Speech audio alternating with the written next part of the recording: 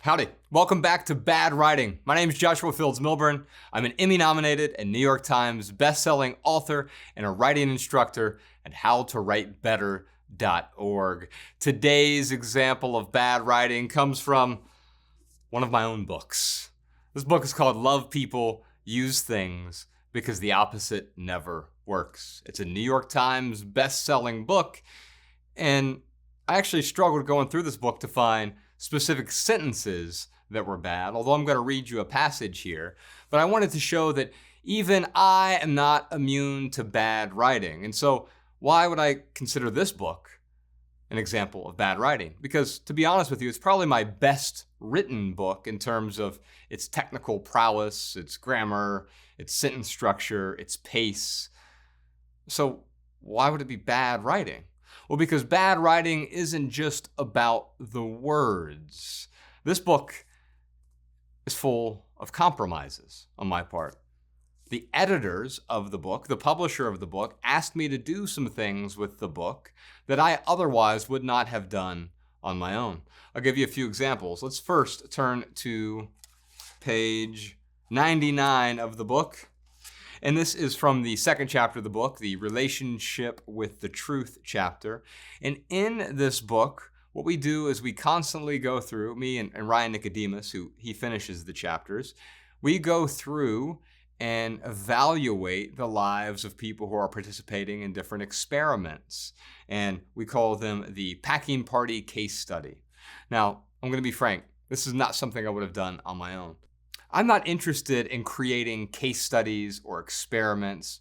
Nothing wrong if you are, but I'm much more interested in narrative. And so one thing I had to do, or that the publisher strongly recommended we do with this book, is they asked me to do not just this case study, but then to write about the participants throughout the book.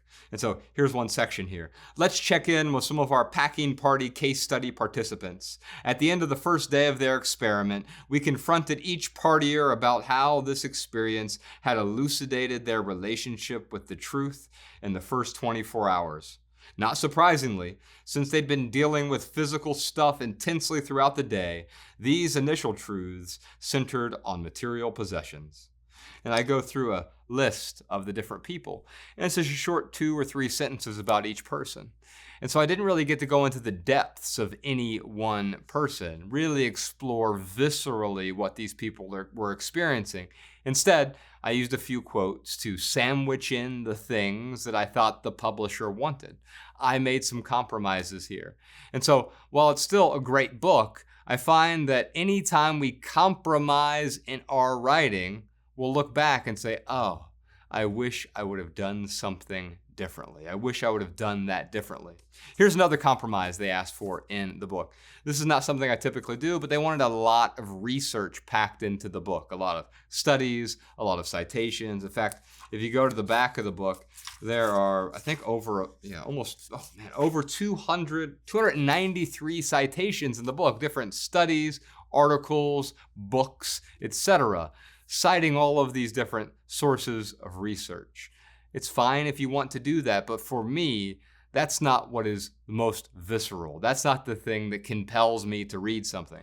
Just because there is a study that says one thing, that could be incredibly boring. Now, I tried to find ways to make those anecdotes, those studies interesting, but I believe that ultimately those things got in the way of the writing. I contrast that, though, with a book by Bruce Springsteen. This is called Born to Run. Now, Love People Use Things was more of a traditional memoir when I first started it, but because I added all the other case studies and the other studies and all the citations, this was sort of a self-help book and a relationship book and a memoir. It was trying to be several different things at once, but that's not what Bruce Springsteen's book is. And I really enjoy what he did to open up the book. This is from the first chapter, which is called My Street. I am 10 years old, and I know every crack, bone, and crevice in the crumbling sidewalk running up and down Randolph Street. My street. Now, what do I love about that?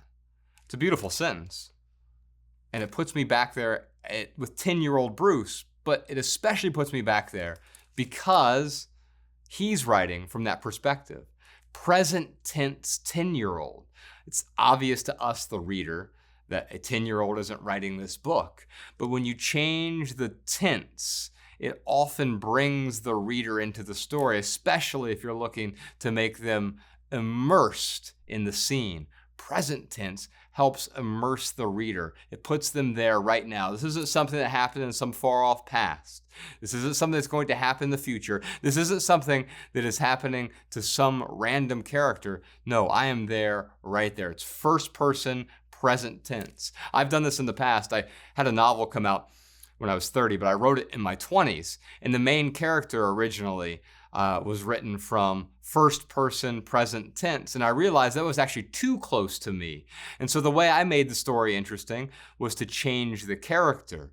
I made it third person. I made it past tense because I wanted to move it away from me. So playing around with the tense and playing around with first person, third person, or sometimes even second person. A lot harder to write from second person unless you're writing a song like Bruce Springsteen might do. Second person is writing in the you voice. You went to the store. You walked down the street.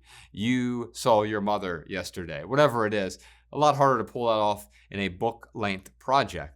But by playing around with the tense and playing around with the perspective, the point of view, you can change the reader's perception of the story. If you'd like some more writing tips, download my free book. It's called 15 Ways to Write Better. Head on over to howtowritebetter.org or click the link in the description to download that book today. You'll read it in less than an hour and you'll walk away with a bunch of writing tips that will improve your writing today.